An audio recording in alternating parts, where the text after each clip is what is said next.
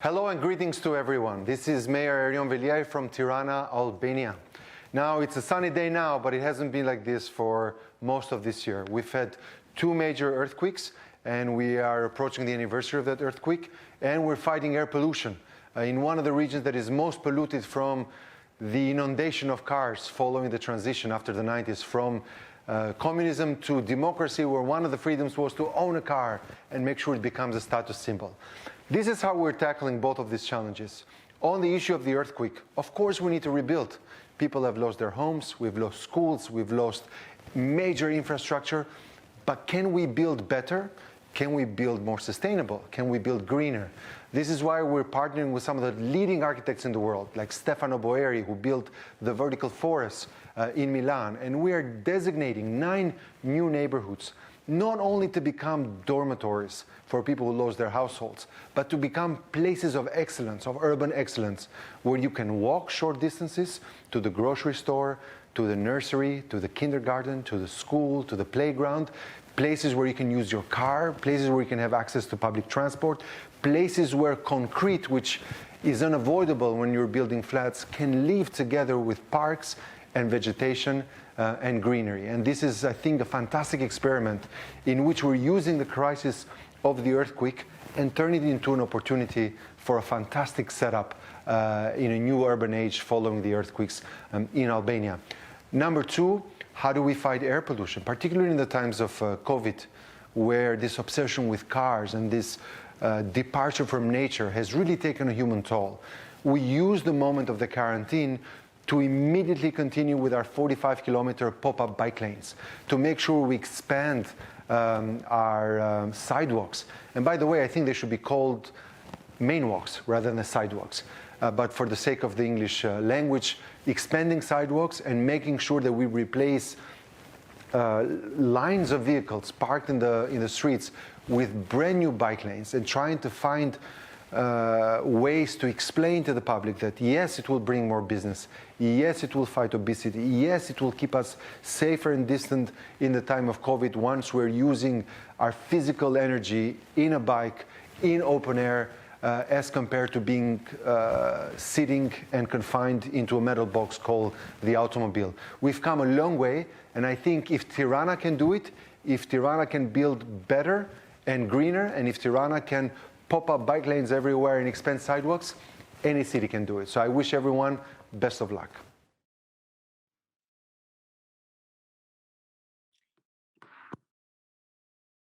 Hi, hello everybody. I hope everybody can hear me. This is not the mayor. This is the almost next best thing. I'm the deputy mayor of Tirana, and it's a little bit challenging to talk after such an inspiring and energetic mayor that we have, who's my boss. I have to apologize for him not being able to be here with you today, but I wanted to just illustrate some of the things that he mentioned through a very short presentation of who we are and what we're doing. So I'm just, bear with me while I share my window, and we basically ramp this up. Just 1 second. Okay, I think I got it. Okay. So this was supposed to be our 100-year anniversary. We are a young city. By city age, we should be a toddler right now. We were supposed to have this big celebration throughout the year for the 100-year anniversary that would serve as a window basically to our city and to what we have come so far to do. But because of COVID, we had to rearrange our plans. However, it's just so nice to be able to still outreach other partners, other cities, and events like this one, where we can still show what has been working and what hasn't been working throughout all this short history of Tirana, but mainly on the last 5 years where we've been largely engaged into managing the city. So just for some of you who are not familiar with where we're located, when you're thinking about Albania, you're probably thinking about, some remote country somewhere far away. We're actually right in the center of Europe, actually more of the south center of Europe.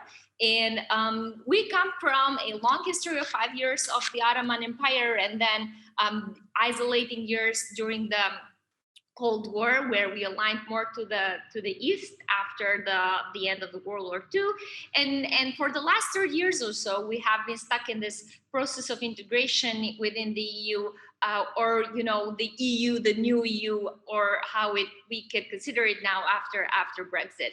So that, just to give you a little bit of a context, this was Tirana 100 years ago. This was just a plan of and just to create an idea of how small it was. So all these yellow dots that you see are actually buildings. So from the size of it, for those of you who have a trained urban eye, you would see that it's a little bit much more like a neighborhood instead of just a city in itself. So just to give you an idea of how fast it grew and how erratically it grew, this is a satellite image of '89, so right before the collapse of the Berlin Wall, where everything changed and communism fell, where you just see the urban area right there in the center. This is 10 years after, so this is '99. And then you can see the transformation. This is 10 more years after, so this is 2009.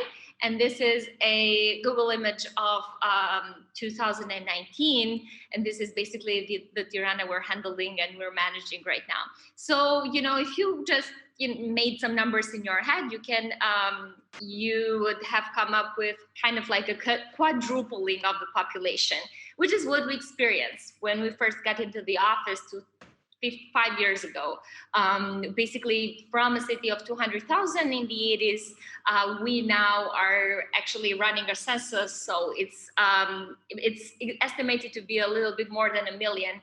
But this was the last census that we have done in the city. So you can imagine a very rapid growth in a very short time. First thing that happens is this urban sprawl, and it's this urban chaos which you have to manage and introduce infrastructure, and you introduce order in the city that is basically the center of life. Where do you start? Right from the center. You actually start right when everything happens. The center of Tirana used to be like this in the '80s. As you could see, there are a few vehicles. There's 2 buses in the opposite corners of the screen, and everybody else is walking. We were not allowed to have private property during communism, so this was kind of like the North Korea of Europe. So the only vehicles running on the streets would be the service vehicles and a few private vehicles which were for the Politburo. The rest of the people, they would use public transport and they mainly walk. Distances are not that long. So this was very bearable, and it looks pretty nice. I mean, this is how it was when I was a little kid growing up in the city. But then, freedom came, so people were free to purchase their own vehicles and to have private property. So you can see the transformation, and you can see the pedestrian area narrowing down, and there is now more room for private cars, and that only kept on growing until this was kind of like the view that I had from my window the first day we got into the office. And, it was kind of like, what do you do with this? The center was basically a roundabout for cars, and there was no people-friendly space or anything you could think of when you're thinking of a city center of metropolis. So what we did was, this cannot be. At some point, we counted 150,000 cars going round and round every day, obviously polluting the area and obviously making this a not very pleasant place to be right in the center of the city. So what to do? Well, how about closing it up for cars? So instead of everybody coming from all corners of the city and dropping right in the center, and then, thinking about which direction to go, we just said, well, this is not going to be your thinking point. This is not going to be where you go around and then decide which direction to go. You decide the direction right after you get out of your house or wherever you are. but you have to make up your alternative itinerary for other roads. The center is going to be all pedestrian. This was the first day when we opened, when we still hadn't opened up for the public. So when the works were completed and we were preparing for a major party, this was a couple of hours after we opened the gates. And every time I look at this picture, I just have this inundation of emotions, because I see this every time, and it's not just, it just tells you that for whoever who's working in local government, it is not just another picture. These certain projects are not just shuffling paper from one office to the other. This is just showing you how thirsty people were for space, and it's just how important it is to get this right. Having pedestrian space in a city that is crowded, that is vibrant, that is full of activity, is a right. And it's a right, like the same rights that we need to talk freely, the same right that we have to breathe freely, the same right that we have to have physical activity, to be nurtured in all possible ways. Also, having the space for people instead of cars is a right. And it's just like a flash of emotions coming into seeing how much this was needed. This is when we were when people could actually check out what had become of this monstrous runaround for cars. And this was in the evening when we celebrated. Now, to add on some features and to make it more compatible with the challenges that we had in terms of climate warming, and in terms of these summers that are becoming hotter and hotter. 50% of the area of the square is populated by trees, by a variety of Mediterranean style of trees, fruit trees, decor trees, so all kinds of vegetation, to mitigate for the heat that is very present in Mediterranean weather in the summer. But it also serves as very nice oasis right in the middle of the center, and some place where people can just walk and take a stroll once they get out of their offices and really have some free time with each other. I like to show pictures before COVID, so this is before COVID, just because we're getting back to this soon enough, and and this is how it should be normally. So this is a normal afternoon in Skanderbeg Square. This is also a normal afternoon, because when we have parties, it looks like this. This is a huge place for events and for activities. I'm sure whoever is watching now is saying, it's like we so much miss this kind of stuff, and we cannot wait for it to go back. But you have to build that infrastructure before, and you have to have the possibility and enjoy it. So we're very proud to start from the center, but that's not all. One other project I wanted to show you guys is the amphitheater, which is right in it's just like a 10-minute walk from the city center, and it's right in the main urban park of Tirana. This was a place where we would perform when we were kids during communism. That was the only stage that was available. So, it was an outdoor theater, no strings attached. Everybody could use it as a stage for their performances.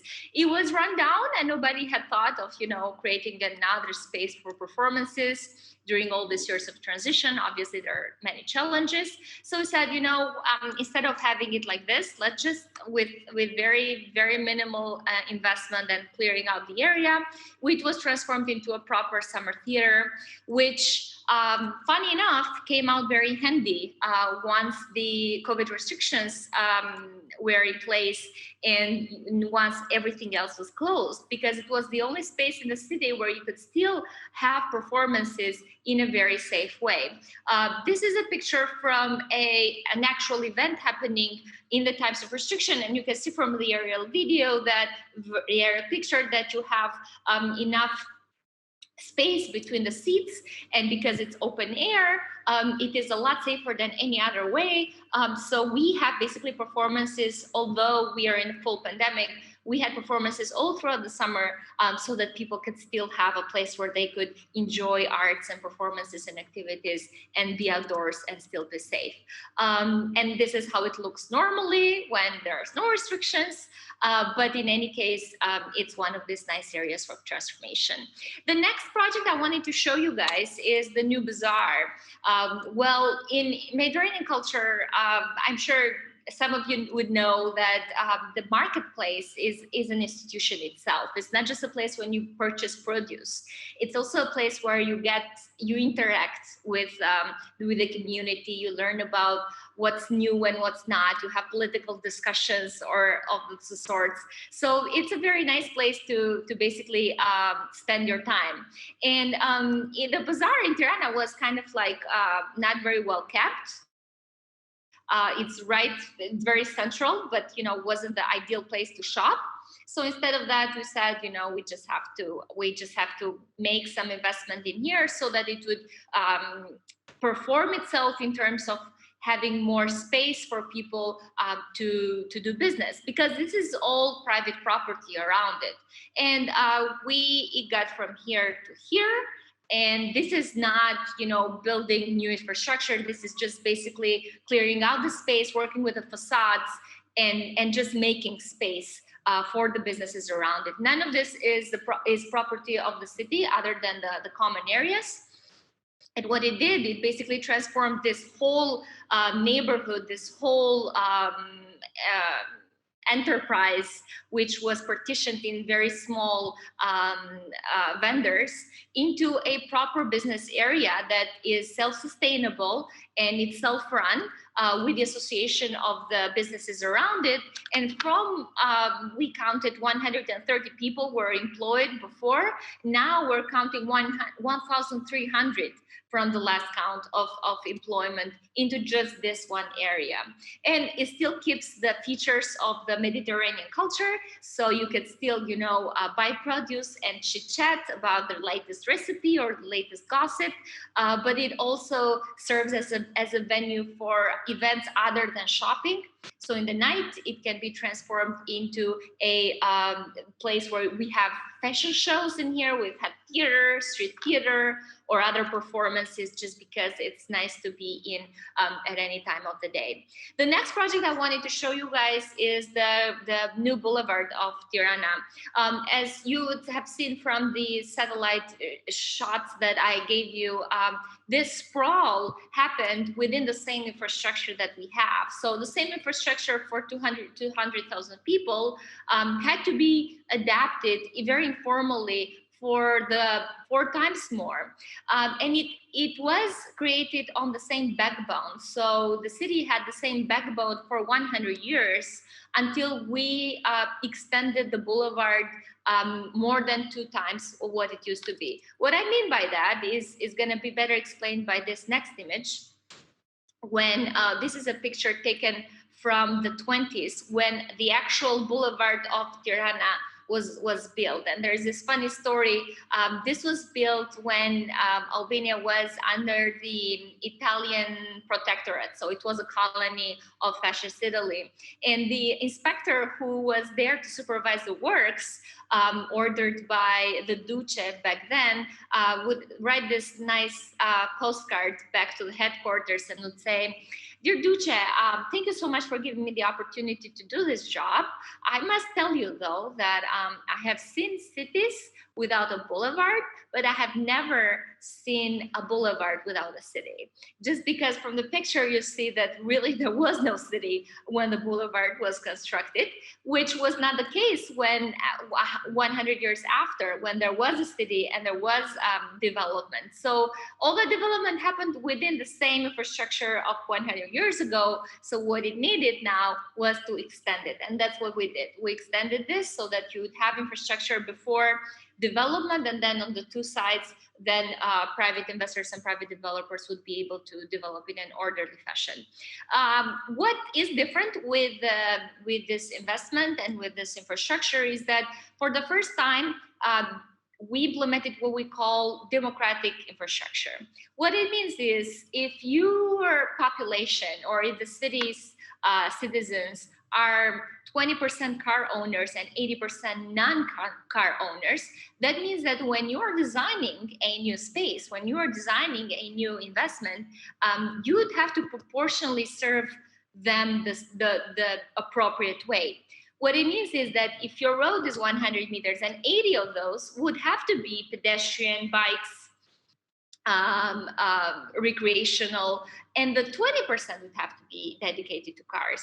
That is not the way we've designed cities so far, including in Tirana. And this was one of the first projects where this mindset shifted. We do not work for cars or car owners only. We work for all citizens. And if the majority of the citizens are pedestrian, then we make the majority of our investment, the majority of infrastructure pedestrian as well. So this is how it looks when we have a nice summer breeze and people want to take a stroll. Walking and strolling in this part of the world is really important to us. Again, I like to show pictures before pandemic. Now it's slightly less crowded and people wearing masks, but this is just nice to look at. It's so it was such a nice space and it was so needed that as you can see, not only did people take their own space in the pedestrian paths, but they took over also the space that would normally be dedicated to cars, because this is more important than just having a car run by and take a shortcut to some other destination. Is people walking that makes the city better. The next set of projects I wanted to show you is actually targeted to the most important segment of the city. So to the most important citizens. Yes. Deputy Mayor, I just wanted to jump in really quick and just ask you to wrap up quickly as we're a little bit over time. Sorry to interrupt. Okay. Can you give me an approximation of how long we have? Maybe we could go for 4 more minutes. Okay, I'm gonna skip through them. Okay, so the next project I wanted to show you guys is the playgrounds. When we got in the office, there were 0 playgrounds for a city that is pretty young in age, which then would mean that we would have at least 20% of our population would be kids, and there were no playgrounds in the city. So we made a commitment that for every month in the office we'd have a new playground, and we took idle space all around town and transformed them into playgrounds. Why this was important? Not just for the kids, not just for the all-inclusive playgrounds from 6 months to 16 years old, but also because playgrounds are great community centers, are great community gatherings, and this is just as relaxing and fun for the elderly as it is for the kids. So it's a city for all. The community gets stronger, people communicate, people get to know each other, grannies and grandmas. They just, it's a safe place to socialize and spend some quality time with their kids, and adults are, calm and not nervous about their children playing somewhere unsafe. So I just wanted to give you a little bit of how places used to look like and how they were transformed. And this is not new places, this is existing spaces that were just used from this and they were transformed into this. This is not us tearing down buildings or buying property. This is all city owned, and it's just basically transformation that was mainly done with donors wanting to participate in this transformation of the city. So these are the playgrounds that we're very proud of, because during COVID they came in very handy by having them in all of the neighborhoods. This is just a map of how they're spread out. You make sure that everybody has the equal rights to access them and make good use of them in times when things get hard and your mobility is limited. The next thing, and the cutest one, is the bike lanes. We have protected bike lanes from this minimum grid plan that we designed from the start, where you basically make sure that all the main arteries of the city are connected through bike lanes, through protected bike lanes. We have programs for kids with Bernard Van Leer, whom I heard and who supports this event, which I very honestly thank for their work and dedication. We teach kids as young as 3-year-old to bike, and they start back in the backyard of their nurseries or kindergartens, and then we take them on the street. Why is it important to take the kids on the streets? because they validate the bike lanes and their safety and their usability, but they also teach drivers how to be more careful and really make them more sensible to another option of transport and mobility. So this, I would show you all day pictures of cute kids running on bikes, but it's not just kids, it's everybody. And that the same philosophy of enabling a safe biking is transformed also, is repeated also in the philosophy of making safe pedestrian areas as well. These are some of our creative intersections where we've actually extended pedestrian paths or doubled them in some of these spaces and introduced the safe walking a lot faster than it would have been done before. Also because of the pandemic, and also because walking and biking were the safest ways of mobility, this became as a revamped effort during this year, this months of lockdown. Not just that, but the pop-up lanes, which you might have seen in other cities. This was done overnight, and this is just an example of how you occupy space that would have normally be occupied by parked cars, and you basically put a physical barrier to create the space for the bikes, and then you interfere with proper infrastructure once you know the message is out and this is not usable for cars anymore. The last one I'm showing you is the orbital forest, and this is the wall of trees that was mentioned a little bit before. This is a wall of trees to control for the sprawl in terms of urban development, but also to control for the quality of air by planting 2 million trees by 2030. That's our commitment. How we do that? Obviously, the budget is not enough, so we engage everyone. Whether you're getting married or you have an anniversary, or if you have birthday or it's Teacher Appreciation Day, that's how you show love, by planting a tree in the city. And I don't know any kid, at least, who hasn't his own tree in the city of Tirana, and companies and everybody does that in a major effort. Earthquake happened on November 26th last year.